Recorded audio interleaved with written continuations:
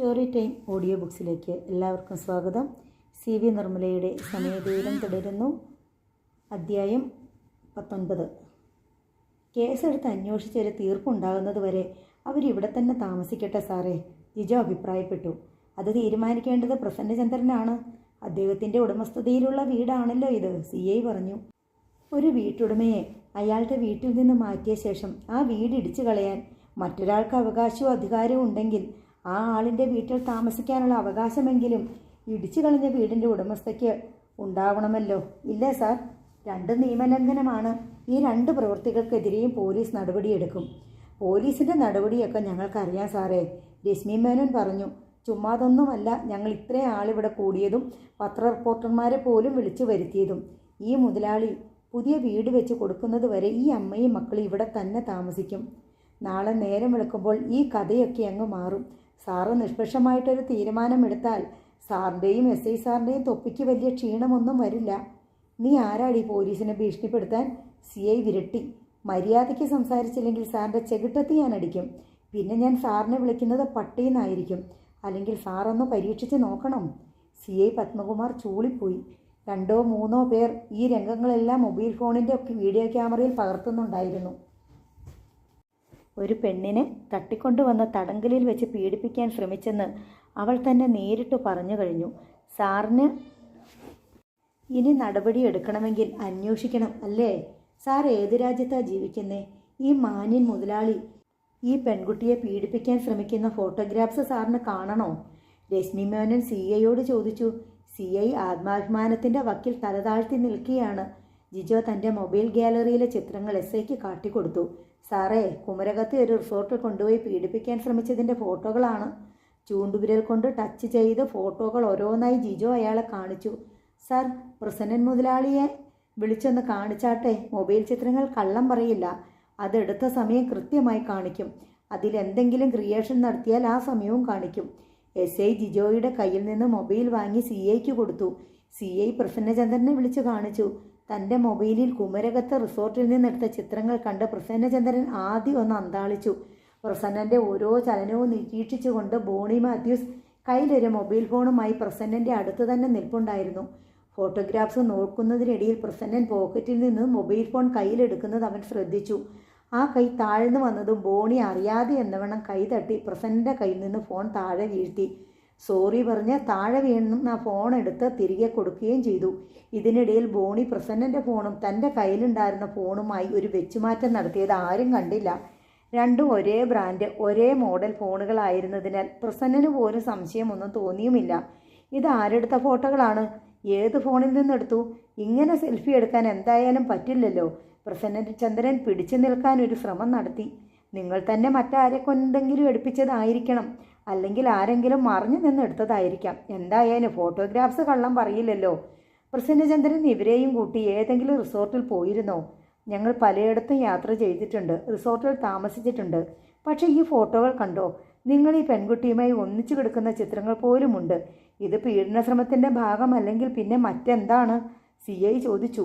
ഞാൻ കല്യാണം കഴിക്കാൻ പോകുന്ന പെണ്ണ് എന്ന നിലയിൽ ഞാൻ ഇവളോടൊപ്പം ഒരേ കിടക്കയിൽ ഇരിക്കുകയോ കിടക്കുകയോ കെട്ടിപ്പിടിക്കുകയോ ചെയ്തിട്ടുണ്ടായിരിക്കും.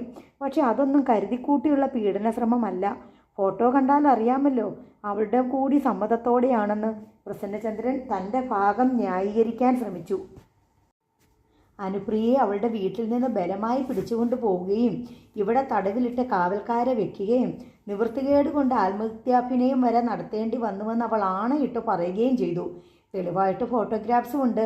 സ്ത്രീ പീഡനത്തിൽ ഇരയുടെ മൊഴിക്കേ പ്രസക്തിയുള്ളൂവെന്ന് പ്രസന്നചന്ദ്രൻ മുതലാളിക്ക് അറിയാം.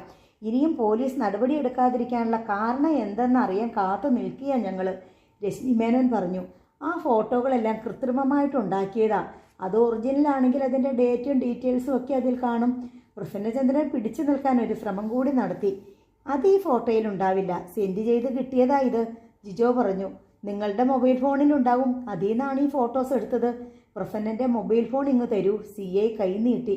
പ്രസന്നചന്ദ്രൻ ഒന്നും അടിച്ചു. തരാൻ പറഞ്ഞാൽ തരണം. പ്രസന്നചന്ദ്രൻ്റെ ഫോൺ CI വാങ്ങി പരിശോധിച്ചു. അതിൽ ഉപയോഗശൂന്യമായ ഒരു സിം കാർഡ് ഉണ്ടെന്നല്ലാതെ സ്റ്റോറേജ് ഏരിയ മുഴുവൻ ശൂന്യമായിരുന്നു. ഇതിലൊന്നുമില്ലല്ലോ. CI പത്മകുമാർ ഫോൺ തിരികെ കൊടുത്തു. പ്രസന്നചന്ദ്രൻ ഫോൺ വാങ്ങി നോക്കി. തൻ്റെ ഫോൺ പാറ്റേൺ ലോക്ക്ഡ് ആയിരുന്നെന്ന് അയാൾക്ക് ഉറപ്പുണ്ട്. CI അത് തുറക്കുന്നത് കണ്ടപ്പോൾ അയാൾക്ക് അമ്പരപ്പ് തോന്നിയിരുന്നു. എന്നാൽ ഇപ്പോൾ ഫോൺ തുറന്നതും അത് തൻ്റെ ഫോൺ അല്ലെന്ന് അയാൾക്ക് മനസ്സിലായി. പക്ഷേ ഈ അവസരത്തിൽ തൻ്റെ ഫോൺ കിട്ടാതിരിക്കുന്നതാണ് കൂടുതൽ സുരക്ഷിതമെന്ന് തോന്നിയതിനാൽ അയാൾ അത് തൻ്റേതല്ലെന്ന് ഭാവിച്ചില്ല.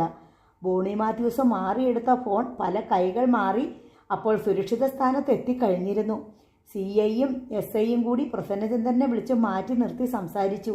സത്യശീലനും അവരോടൊപ്പം ചേർന്നു. വലിയേട്ടൻ്റെ മൊബൈൽ ഫോൺ അവരടിച്ചു മാറ്റിയല്ലേ? സത്യശീലൻ ഒതുക്കത്തെ ചോദിച്ചു. ആ ബോണി ഉണ്ടല്ലോ, അവൻ്റെ കയ്യിലുണ്ട്, പ്രസന്നചന്ദ്രൻ പറഞ്ഞു. അതിൽ ഒറിജിനൽ ഫോട്ടോസ് ഉണ്ടായിരുന്നോ? SI ചോദിച്ചു. ഉണ്ടായിരുന്നു, പ്രസന്നചന്ദ്രൻ പറഞ്ഞു. ഇപ്പം അവനെ പിടിച്ച് കുടഞ്ഞാലോ? SI ആരാഞ്ഞു. സാറേ, ആ ഫോൺ കൈമറിഞ്ഞു പോയി കാണും, സത്യശീലൻ പറഞ്ഞു. അവന്മാരെല്ലാം വെൽ പ്ലാൻഡ് ആണ്. ഇവിടെ അനുപ്രിയ ആത്മഹത്യാശ്രമം നടത്തുന്നുണ്ടെന്ന് അവന്മാരെങ്ങനെ അറിഞ്ഞു? എല്ലാം അവർ പ്ലാൻ ചെയ്ത് നടത്തിയതാ. കഴുത്തിൽ കുടുക്കുമിട്ട് മേശയുടെ മറവിൽ സ്റ്റൂളിൽ കയറ്റി അവളെ നിർത്താനുള്ള ഐഡിയ പോലും അവന്മാരുടേതാ. സന്ധ്യയ്ക്ക് മുമ്പ് തന്നെ അവർ ഇവിടെ വരാനുള്ള ആൾക്കൂട്ടത്തെ റെഡിയാക്കി നിർത്തിയിട്ടുണ്ടായിരുന്നു. അനുപ്രിയയുടെ ഒരു അയൽക്കാരനോട് ഞാനിപ്പോൾ സംസാരിച്ചു.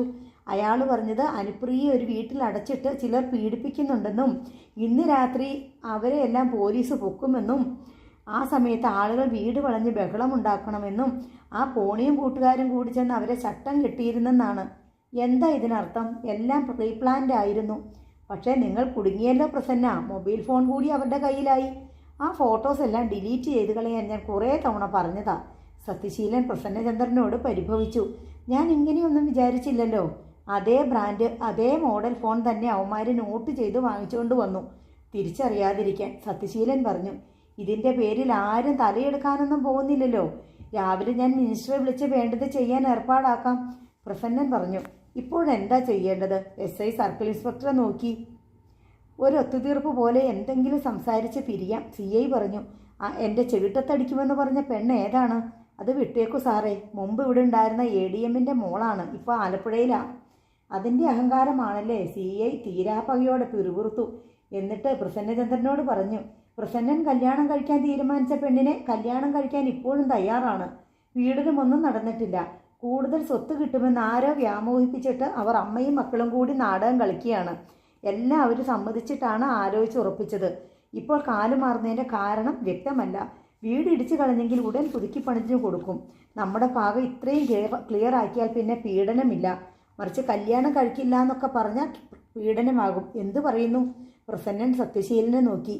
സത്യശീലൻ ഉവ്വെന്ന് തലയാട്ടി. പ്രസന്നചന്ദ്രൻ സമ്മതിച്ചു. CI പത്മകുമാറും SIയും കൂടി ആൾക്കൂട്ടത്തിൻ്റെ അടുത്തേക്ക് ചെന്നു. ഇപ്പുറത്തും ആലോചന നടക്കുന്നുണ്ടായിരുന്നു. CI അവരെ സമീപിച്ചു പറഞ്ഞു. ഞങ്ങളിപ്പോൾ പ്രസന്നനെ ചോദ്യം ചെയ്തു. അദ്ദേഹം പറയുന്നത് ഇപ്പോഴും അയാൾ അനുപ്രിയെ കല്യാണം കഴിക്കാൻ തയ്യാറാണെന്നാ. എല്ലാവരുടെയും സമ്മതത്തോടെ അയാൾ അനുപ്രിയെ കല്യാണം കഴിക്കാൻ തീരുമാനിച്ചത്. മൊബൈലിലെ ചിത്രം കാണുമ്പോൾ നമുക്ക് മനസ്സിലാകുന്നത് അനുപ്രിയ പൂർണ്ണ മനസ്സോടെ പ്രസന്നനുമായി ഇടപഴകിയിട്ടുണ്ടെന്നാണ്. ഇടിച്ചു കളഞ്ഞ വീട് പ്രസന്നൻ പുതുക്കി പണിഞ്ഞു തരും. രശ്മിയും ബോണിയും ജിജോയും എല്ലാം പരസ്പരം നോക്കി. അവർ അനുപ്രിയയെയും നോക്കി. ശരി, അനുപ്രിയയ്ക്ക് സമ്മതം. നാളെ മുൻകൂട്ടി നിശ്ചയിച്ചതുപോലെ കല്യാണ നിശ്ചയം. വീട് പുതുക്കി പണിയണ്ട, നഷ്ടപരിഹാരം കൊടുത്താൽ മതി. 1 മാസത്തിനുള്ളിൽ കല്യാണം. ജിജോയുടെ മറുപടി പ്രസന്നനെയും സത്യശീലനെയും അമ്പരിപ്പിച്ചു. സത്യശീലനും പ്രസന്നനും കൂടി മാറി നിന്ന് പ്രശ്നം ചർച്ച ചെയ്തു. ഞാൻ അവളെ ഒടുക്കം കല്യാണം കഴിക്കേണ്ടി വരുമോ സത്യ? പ്രസന്നചന്ദ്രൻ വേവലാതിയോടെ ചോദിച്ചു. ഒരിക്കലും വേണ്ടി വരില്ല. നമുക്ക് സമയമുണ്ടല്ലോ ഇഷ്ടം പോലെ. പക്ഷെ നാളത്തെ കല്യാണ നിശ്ചയം നടത്തേണ്ടി വരുമല്ലോ. അതെന്തായാലും നടത്താൻ നമ്മൾ തീരുമാനിച്ചിരുന്നതല്ലേ. ആ സാഹചര്യം മാറി വിനുവിൻ്റെ വിവാഹ നിശ്ചയം നടത്താൻ വേണ്ടി മാത്രമാണ് നമ്മൾ. അത് തൽക്കാലം വിടുവില്ലേട്ടാ. നമുക്കിവിടുന്ന് തലയൂരണ്ടേ. അതിനുവേണ്ടി കുറച്ച് വിട്ടുവീഴ്ചയൊക്കെ ചെയ്തേ പറ്റൂ. അവർ ചോദിച്ച നഷ്ടപരിഹാരം കൊടുക്കണോ? കൊടുത്താൽ തിരിച്ചു കിട്ടുമോ? അത് നമുക്കൊന്നുകൂടെ ചർച്ച ചെയ്യണം. പ്രസന്നചന്ദ്രൻ CI പത്മകുമാറുമായി സംസാരിച്ചു.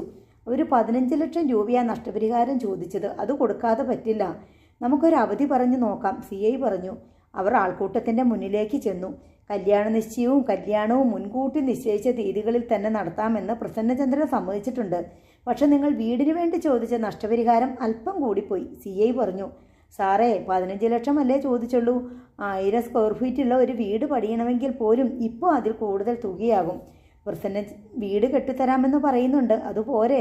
പ്രസന്നചന്ദ്രൻ മുതലാളി പറയുന്ന ഒരു വാക്കിലും ഞങ്ങൾക്ക് വിശ്വാസമില്ല.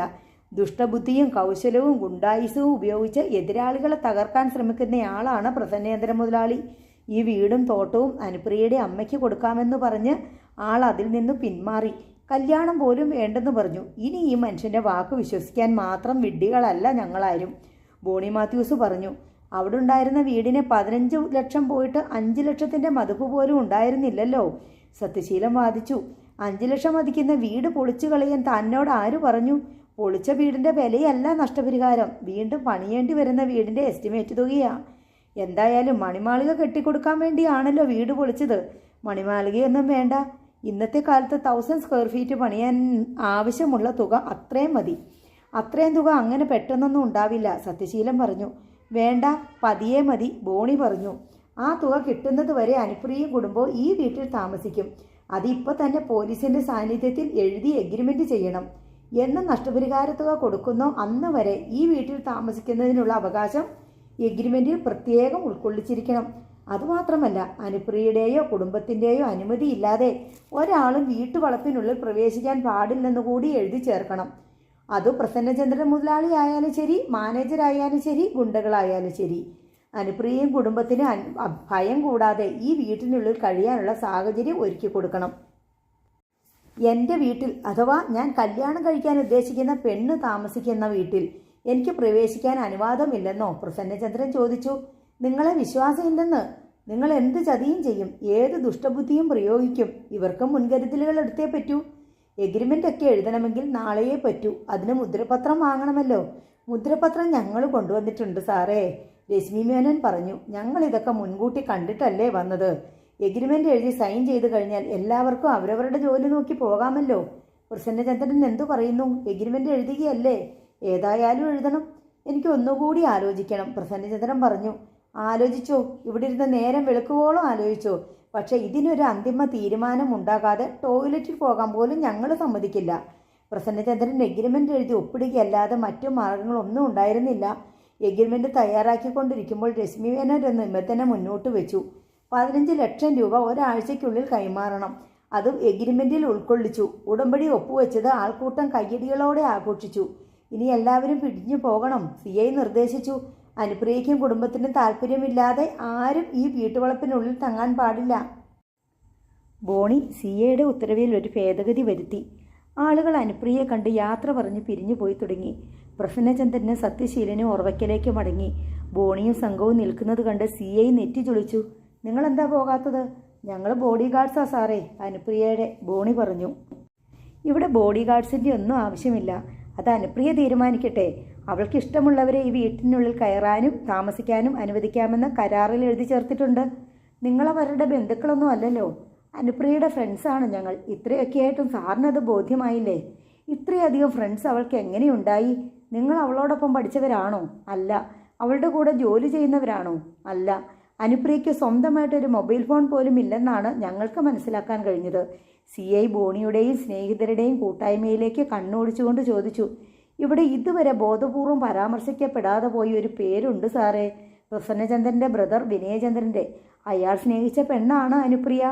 ഇതറിഞ്ഞിട്ട് ആ പ്രേമം തകർക്കാൻ വേണ്ടി പ്രസന്നചന്ദ്രനും അയാളുടെ മാനേജരും കൂടി നടത്തിയ ഗൂഢാലോചനയുടെ ഫലമാണ് ഈ കല്യാണാലോചനയും അതിനുശേഷം ഉണ്ടായ സംഭവങ്ങളും എന്ന് ഞങ്ങൾക്ക് സംശയമുണ്ട്. സത്യം എന്താണെന്ന് അധികം വൈകാതെ തെളിഞ്ഞു വരും സാറേ, ബോണി പറഞ്ഞു. ഒരു കാര്യം സാറ് മനസ്സിലാക്കണം, ഞങ്ങൾ എന്തായാലും തോറ്റു പിന്മാറുന്ന പ്രശ്നമില്ല. ഈ വിഷയത്തിൽ രാഷ്ട്രീയക്കാരനോ മിനിസ്റ്ററോ പോലീസോ മറ്റേതെങ്കിലും അധികാരികളോ ആര് തലയിട്ടാലും കൈ കടത്തിയാലും അവരുടെ തലയും കൈയും നാറും. ഞങ്ങൾ നാറ്റിക്കും സാറേ. ഇത് ന്യൂ ജനറേഷനാ. ഞങ്ങൾക്ക് ഫ്രണ്ട്സ് കഴിഞ്ഞിട്ടേ ഉള്ളൂ, സ്വന്തം ഫാമിലി പോലും. നിങ്ങളിവിടെ തങ്ങുമ്പോൾ ഇവിടെ എന്ത് അനിഷ്ട സംഭവം ഉണ്ടായാലും നിങ്ങൾ അതിന് ഉത്തരവാദിയായിരിക്കും, CI മുന്നറിയിപ്പ് നൽകി. ഇവിടെ എന്ത് അനിഷ്ട സംഭവം ഉണ്ടാകാനാ സാറേ? നിങ്ങൾ പോലീസും ക്രിമിനൽസും കൂടി കൈ കോർക്കുമ്പോൾ അനിഷ്ട സംഭവങ്ങൾ പെരുകുന്നതെന്ന് ആർക്കാ അറിഞ്ഞുകൂടാത്തത്? ബോണി ഭയലേശമില്ലാതെ പറഞ്ഞു. പ്രസന്നചന്ദ്രൻ്റെ അനുജൻ എവിടെ? അയാൾ തൽക്കാലം രംഗത്തില്ല സാറേ. അയാൾക്ക് പകരമാ ഞങ്ങൾ.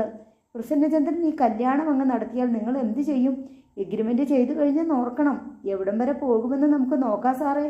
പോലീസിന് ഇനി അവിടെ ഒന്നും ചെയ്യാനില്ലെന്ന് CI പത്മകുമാറിന് മനസ്സിലായി. പോലീസ് സംഘം പിരിഞ്ഞുപോയി. ബോണിയും രശ്മിയും കൂട്ടുകാരും വിലാസിനിയെ സമീപിച്ച് കുറേ വഴക്ക് കൊടുത്തു. സ്വന്തം മകളോടാ നിങ്ങളിത് ചെയ്തതെന്ന് ഓർക്കണം. പ്രസന്നചന്ദ്രൻ മുതലാളി കല്യാണാലോചനയുമായി വന്ന വിവരം അത് മറച്ചു വെക്കാൻ അയാൾ നിർബന്ധിച്ചതും ഒന്നും നിങ്ങൾ അനുവിനെ അറിയിച്ചില്ല. സത്യത്തെ മറച്ചുവെച്ച് എന്ത് ചെയ്യാൻ ശ്രമിച്ചാലും അത് പൊളിഞ്ഞു പോകുമെന്ന് ഇപ്പം മനസ്സിലായില്ലേ? ചേച്ചി അനുവിനോട് മുമ്പേ പറയണമായിരുന്നു. വിനയൻ ഇതറിഞ്ഞിരുന്നെങ്കിൽ ഇങ്ങനൊന്നും സംഭവിക്കില്ലായിരുന്നു. പ്രസന്നന്റെ സ്വത്ത് കുറെ കിട്ടുമെന്ന് നിങ്ങൾ കരുതി അല്ലേ? മകളെ വിൽക്കുന്നതും ഇതും തമ്മിൽ എന്താ വ്യത്യാസം? രശ്മി ചോദിച്ചു. എനിക്കൊന്നും അറിയാൻ മേലായിരുന്നു. മുതലാളി വന്ന് ഭീഷണിപ്പെടുത്തുന്നത് പോലെ പറഞ്ഞപ്പോൾ എല്ലാം സമ്മതിച്ചു പോയി. അയാളുടെ തനി സ്വഭാവം മനസ്സിലായില്ലേ? ഇനി ഞങ്ങൾ പറയുന്നതനുസരിച്ച് നിൽക്കുക. പോലീസൊക്കെ അയാളുടെ സൈഡാ. മറ്റു നിവൃത്തിയില്ലാത്തത് കൊണ്ടാണ് അവർ നമ്മൾ പറഞ്ഞതൊക്കെ അംഗീകരിച്ചത്. എഗ്രിമെൻ്റ് അനുസരിച്ച് നാളെ കല്യാണ നിശ്ചയം നടത്തണ്ടേ? അനുപ്രിയ തളർന്ന മട്ടിൽ ചോദിച്ചു. നടത്തണം. അത് നടത്താനും കൂടി വേണ്ടിയാ ഞങ്ങൾ ഇത്രയും ഉത്സാഹിച്ചത്. അപ്പോൾ കല്യാണമോ? അവിടം വരെ എത്തട്ടെ, അപ്പോൾ ഒരു ഡിസിഷൻ വരും. രശ്മി മേനോൻ അനുപ്രിയയെ ആശ്വസിപ്പിക്കുന്ന മട്ടിൽ പറഞ്ഞു. പ്രസന്നചന്ദ്രൻ കാർ ഓടിച്ച് ഓർവയ്ക്കലെത്തുമ്പോൾ അംബിക ചിറ്റ ഉറക്കം വിളിച്ച് ലിവിംഗ് റൂമിൽ കാത്തിരിക്കുന്നുണ്ടായിരുന്നു. പ്രസന്നചന്ദ്രൻ്റെ കാർ പോർച്ചിൽ നിന്നും കയറി വരുന്നത് കണ്ടപ്പോൾ അവർക്ക് അല്പം സമാധാനമായി. ചിറ്റി എന്താ ഈ വെളുപ്പാങ്കാലത്ത് ഉറക്കം വിളിച്ചിരിക്കുന്നേ? നിന്നെ കാണാഞ്ഞ് വിഷമിച്ചിരിക്കുക. അതിലെത്ര വിഷമിക്കാൻ എന്തിരിക്കുന്നു? എല്ലാം ഞാൻ അറിഞ്ഞു. എന്തറിഞ്ഞെന്നാ? അനുപ്രിയ തൂങ്ങിച്ചത്ത് കിടക്കുന്നതായിട്ട് അഭിനയിച്ചതും നീ പോലീസിനെ വിളിച്ചു വരുത്തിയതും നാട്ടുകാരവിടെ കൂട്ടം കൂടിയതും എല്ലാം. ഇതൊക്കെ ആര് പറഞ്ഞു ചിറ്റിയോട്? പ്രസന്നചന്ദ്രൻ അമ്പരപ്പോടെ ചിറ്റിയെ നോക്കി. നീ പിന്നെ എന്താ വിചാരിച്ചത്? ഞാനിവിടെ ഒന്നും അറിയാതെ 4 ഭിത്തിയുടെ നടുക്ക് ശവപ്പെട്ടി കിടക്കുന്ന പോലെ കിടക്കുവാണെന്നോ? എല്ലാ വിവരങ്ങളും ഞാൻ അറിയുന്നുണ്ട്. ആഹാ, അവൾ അങ്ങനെ ഒരു നാടകം അഭിനയിച്ചു. അതിൻ്റെ തിരിച്ചടി അവൾക്ക് താമസിയാതെ കിട്ടും. നിനക്കാണല്ലോ പ്രസന്ന തിരിച്ചടി കിട്ടിക്കൊണ്ടിരിക്കുന്നത്, ഒന്നിനു പുറകെ ഒന്നായിട്ട്. എന്നിട്ട് നീ എന്താ അടങ്ങാത്തെ? ഞാൻ എന്ത് ചെയ്യണമെന്നാ ചിറ്റ പറയുന്നേ? ആർക്കു വേണ്ടിയാ നീ ഓരോന്നൊക്കെ ചെയ്യുന്നേ? അതാലോചിച്ച് നോക്കിയോ? ഞാൻ എന്തെങ്കിലും ചെയ്തിട്ടുണ്ടെങ്കിൽ അത് ഈ കുടുംബത്തിൻ്റെ നന്മയ്ക്ക് വേണ്ടിയാ. എന്നിട്ട് നന്മയുണ്ടായോ? നന്മയ്ക്കാണെന്നും പറഞ്ഞ് ദുഷ്ടത കാണിച്ചാൽ അതിൽ നിന്ന് എങ്ങനെ നന്മയുണ്ടായി വരും? നന്മയിൽ നിന്നല്ലേ നന്മയുണ്ടാവൂ? നല്ല നെന്മണി നട്ടാലല്ലേ നെല്ലുണ്ടാവൂ? പതിര് നട്ടാൽ ഉണ്ടാവുമോ? 10 ഗുണം 10 ഗുണം എന്ന് എന്തുകൊണ്ടാ പറയുന്നേ? എല്ലാം ഞാൻ ഉദ്ദേശിച്ച പോലെ തന്നെ നടത്തും ഞാൻ. അഹങ്കാരം കൊണ്ട് പറയുകയാണ് നീ. എന്ത് നടക്കും? വിനുക്കുട്ടൻ പിണങ്ങിപ്പോയി. രാജഗോപാലിൻ്റെ മകളുമായി അവൻ്റെ കല്യാണം നടത്താൻ ഉദ്ദേശിച്ചിട്ട് നടന്നിട്ടില്ല. നീ അനുപ്രിയയെ കല്യാണം കഴിക്കാൻ പോവുകയാണെന്ന് നാട്ടുകാരുടെ മുമ്പിൽ വിളംബരം ചെയ്തിട്ട് ഇപ്പം നാണം കെടാൻ പോകുന്നു. അനുപ്രിയ ആത്മഹത്യാഭിനയം നടത്തി പോലീസിനെയും നാട്ടുകാരെയും വിളിച്ചു വരുത്തി നീ കാണിച്ച കൊള്ളരുതായ്മ അവരെ എല്ലാം അറിയിച്ചു. അവരുടെ സമ്മതമില്ലാതെയാ നീ അവരുടെ വീട് ഇടിച്ചു കളഞ്ഞതെന്ന് എല്ലാവർക്കും മനസ്സിലായി. നീ അവരെ ചതിക്കാനാ ഉദ്ദേശിച്ചതെന്ന് എല്ലാവർക്കും ബോധ്യപ്പെട്ടു. 15 ലക്ഷം രൂപ ആ കുടുംബത്തിന് നഷ്ടപരിഹാരം കൊടുക്കണ്ടേ? ഇതൊന്നും പോരാഞ്ഞ് നാളത്തെയോ മറ്റന്നാളത്തെയോ പത്രത്തിൽ നിന്നെപ്പറ്റി വാർത്ത വരും. നീ ആ കുടുംബത്തെ ചതിക്കാനും തകർക്കാനും ശ്രമിച്ചെന്നും ഒടുവിൽ പോലീസും നാട്ടുകാരെ ഇടപെട്ട് ഒത്തുതീർപ്പാക്കിയെന്നും അവർക്ക് നിന്നെ ദ്രോഹിക്കാൻ മനസ്സില്ലാത്തതുകൊണ്ട് ജയിലിൽ കയറാതെ നീ രക്ഷപ്പെട്ടു. ഇതല്ലേ പ്രസന്ന സത്യം? ഇതിലൊക്കെ എവിടെയാ നന്മ? ചിറ്റുപോയി ചിറ്റയുടെ പണി നോക്ക്. എന്നെ ഭരിക്കാനും ഉപദേശിക്കാനും വരണ്ട. ഇത് അംബിക ചിറ്റയ്ക്ക് മുഖത്തടിക്കുന്നത് പോലെയാണ് തോന്നിയത്. ഈ നിഷേധം പറച്ചിൽ അവരുടെ ജീവിതത്തിൽ ആദ്യത്തേതാണ്. അംബിക ചിറ്റിയെ ഇതുവരെ അമ്മയെപ്പോലെ മാത്രമേ 3 പേരും കണ്ടിട്ടുള്ളൂ. തോറ്റുപോയതുകൊണ്ടാണ് നിനക്ക് ദേഷ്യം വരുന്നേ. ജയിച്ചവനും ജയിക്കാൻ പോകുന്നവനും സന്തോഷിക്കേ ഉള്ളൂ. നീ എൻ്റെ മുഖത്ത് തുപ്പിയാലും ഞാൻ സഹിക്കും. നിങ്ങളെ 3 പേരെ ഞാൻ എൻ്റെ മക്കളെ പോലെയാണ് കരുതിയിട്ടുള്ളത്. ഇനിയും എനിക്ക് പറയാനുള്ളത് നീ വാശിയും വൈരാഗ്യവും ഉപേക്ഷിക്കണമെന്നാ. വിനുവിനെ വിളിച്ചു വരുത്തി ആ കല്യാണം നടത്തിക്കൊടുത്താൽ എല്ലാ പ്രശ്നവും തീരും. പകയും വാശിയും ദേഷ്യവും സങ്കടവും ഒക്കെ മാഞ്ഞു പോകും. മനസമാധാനത്തോളം വലുത് മറ്റെന്താ പ്രസന്ന? പ്രസന്നൻ അതിന് മറുപടി പറയാതെ മുറിയിൽ കയറി വാതിലടച്ചു. ഫോൺ ബെല്ലടിക്കുന്നത് കേട്ടുകൊണ്ടാണ് ലാവണ്യ കണ്ണു തുറന്നത്. അവൾ ജനാലയ്ക്കലേക്ക് കണ്ണു ഓടിച്ചു. ജനാലച്ചില്ലിൽ നിഴലും വെയിലും. നേരിയ ജാലകവിരിക്കപ്പുറം ലോകം ഉണർന്നു പ്രകാശിക്കുന്നു. ലാവണ്യ വൈകിയാണ് ഉറങ്ങാൻ കിടന്നത്. വീട്ടിൽ അതിഥികൾ ഉണ്ടായിരുന്നു. ഇന്ന് അവളുടെ കല്യാണ നിശ്ചയം നടക്കേണ്ടതാണ്. അതിനായി ദൂരെ ദിക്കിലുള്ള ചില ബന്ധുക്കൾ തലേ ദിവസം തന്നെ എത്തിച്ചേർന്നിട്ടുണ്ടായിരുന്നു. ഇന്നലെ രാത്രി വൈകിയ വേളയിൽ കല്യാണ നിശ്ചയം നടക്കില്ലെന്നറിഞ്ഞ് അവരെല്ലാം വന്ന് അവളെ ആശ്വസിപ്പിക്കാൻ ശ്രമിക്കുന്നുണ്ടായിരുന്നു. വീട് നില ഭംഗിയായി അലങ്കരിച്ചിട്ടുണ്ടായിരുന്നു. വീടിന് മുന്നിൽ കെട്ടിപ്പൊക്കിയ ഷാമിയാന അങ്ങനെ തന്നെ നിൽക്കുന്നു. ഇന്ന് തൊഴിലാളികൾ വന്ന് അത് പൊളിച്ചടുക്കിക്കൊണ്ടു പോകും. ഫോൺ റിങ് ചെയ്ത് തീരുന്നത് വരെ അവൾ അതിലേക്ക് നോക്കുക പോലും ചെയ്തില്ല. ഇന്നത്തെ ദിവസം തൻ്റെ ജീവിതത്തിൽ നിന്ന് മാഞ്ഞു പോയിരുന്നെങ്കിൽ എന്നവൾ ആഗ്രഹിച്ചു. അത്തരം ചില കഴിവുകൾ കൂടി മനുഷ്യകുലത്തിന് കിട്ടേണ്ടതായിരുന്നു. ഇഷ്ടമില്ലാത്ത ദിവസങ്ങളെയും സംഭവങ്ങളെയും ഡിലീറ്റ് ചെയ്ത് കളയുക. വീണ്ടും ഫോൺ റിങ് ചെയ്തപ്പോൾ അവൾ അത് അറ്റൻഡ് ചെയ്തു. Hello, good morning. ലാവണ്യല്ലേ? കേൾക്കാൻ ഇമ്പമുള്ള മൃദുവായ പുരുഷ സ്വരം. അതെ, ലാവണ്യാണ്. Good morning.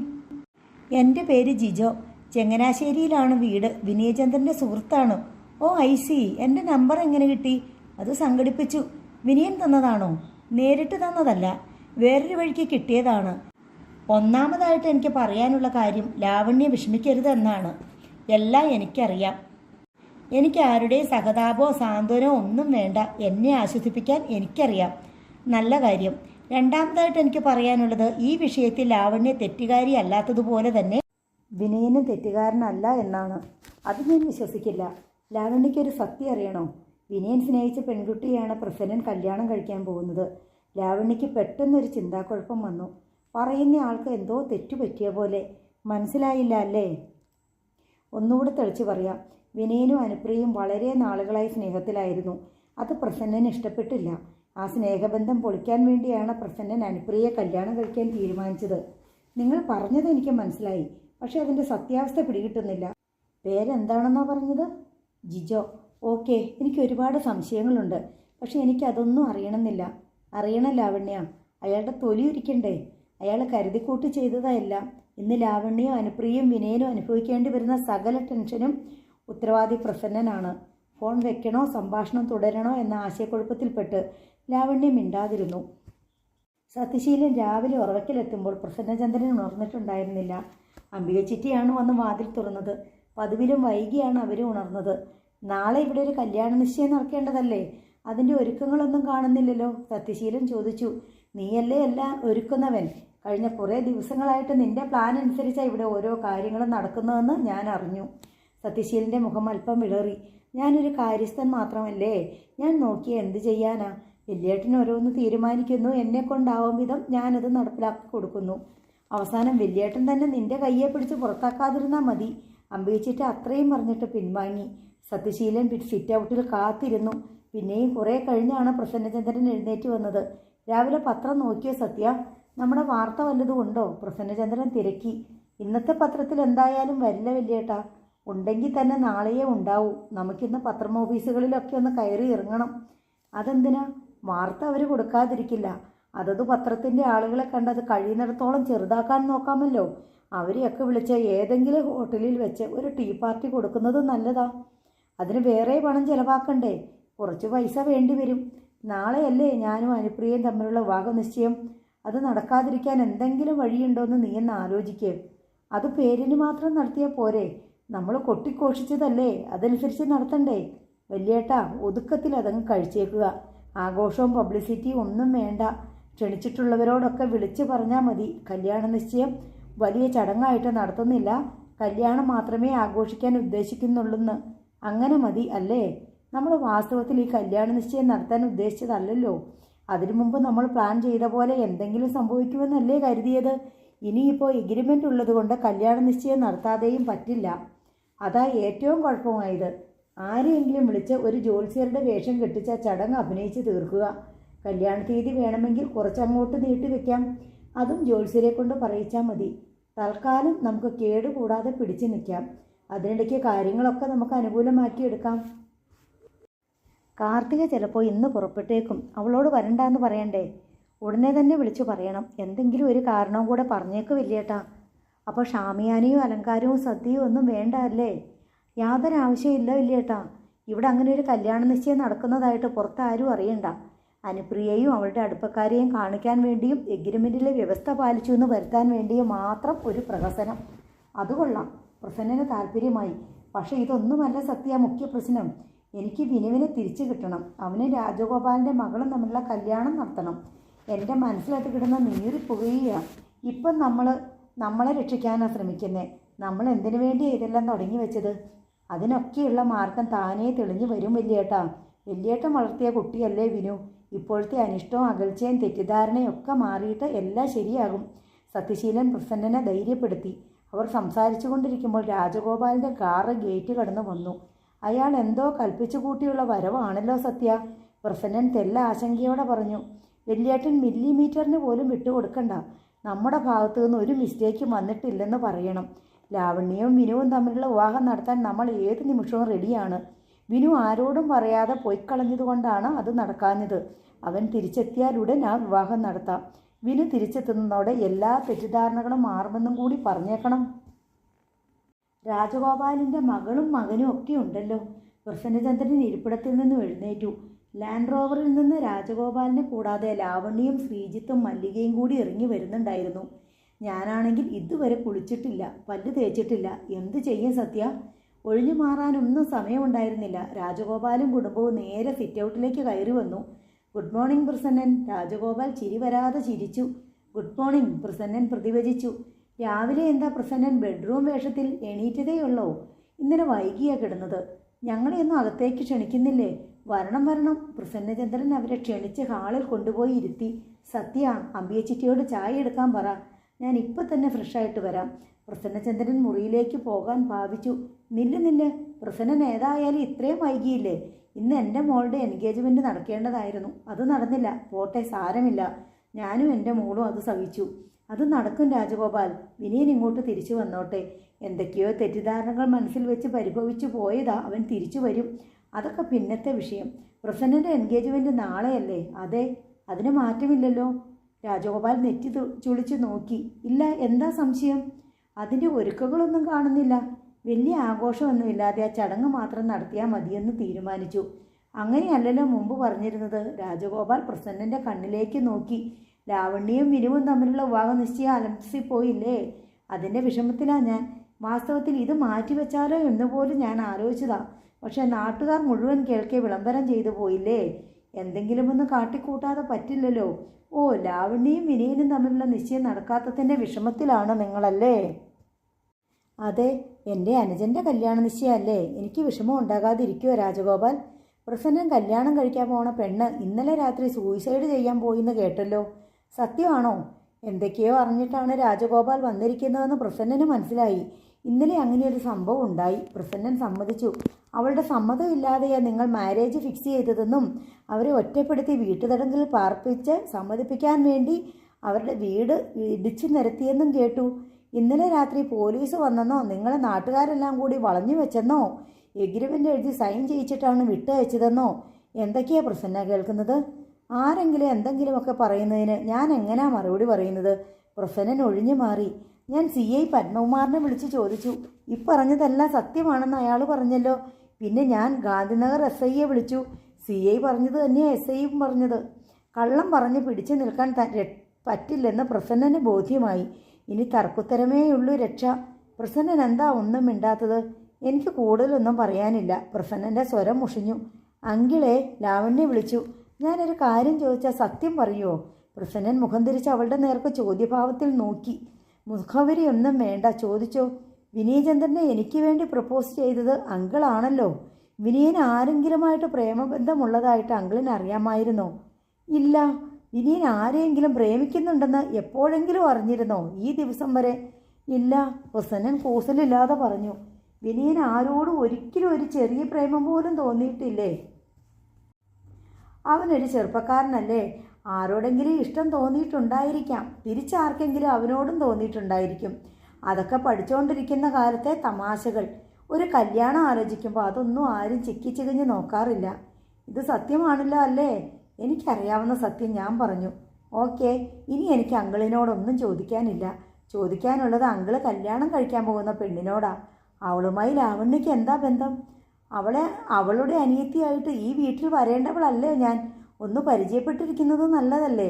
അനുപ്രിയയെ എങ്ങനെ പരിചയപ്പെടാൻ? പ്രസന്നൻ തെല്ല അമ്പരപ്പിൽ ചോദിച്ചു. കുമാരനല്ലൂരെ ഒരു വീട്ടിലല്ലേ താമസിക്കുന്നേ? അങ്കിളിൻ്റെ വീടല്ലേ അത്? അവിടെ പോയി കാണുന്നതിൽ അങ്കിളിന് ബുദ്ധിമുട്ടൊന്നുമില്ലല്ലോ. അതിൻ്റെയൊക്കെ ആവശ്യമുണ്ടോ രാജഗോപാൽ? ഞാനും അനുപ്രിയയും അവളുടെ ഫാമിലിയും തമ്മിൽ അത്ര രസത്തിലല്ല.